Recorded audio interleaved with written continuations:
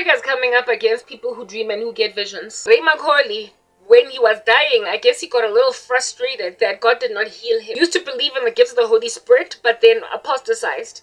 Do you if you apostatize from the gifts of the Holy Spirit? If you don't believe anymore, that's your thing there. Maga, you don't get to then impose it on an entire country that there's no dreams and that there's no visions. On that day, you are quenching the Holy Spirit. On that day, you are quelling the truth. On that day, you're forcing the rest of us to ignore Uguti.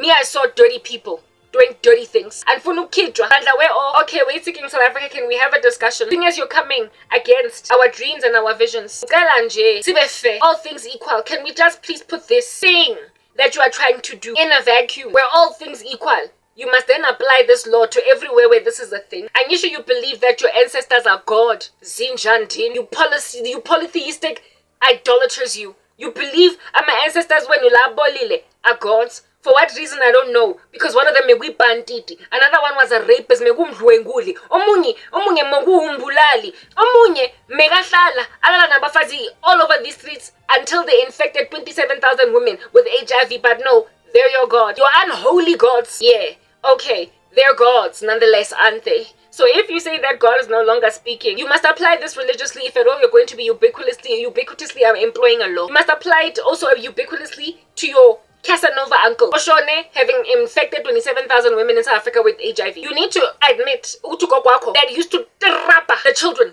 until they bled. Nah, who God? And so for those reasons, and you were saying that God is not speaking anymore. If at all in the law, you want to basically use the law as an iron fist to regulate what is being spoken in churches and what is being preached, and you want to quell our dreams and our visions, you then also have to come for these dastardly sangomas. Nabo, they see things and Nabo, they are hallucinating. Nabo, they speak to gods. Tina, we only say we speak to one God, but they speak to their deadbeat uncle that used to rape and molest all the boys in the school. Yeah, they're all God. So if they're all God, then necessarily sangomas don't get to say Ngbone ematambwe. Angijele.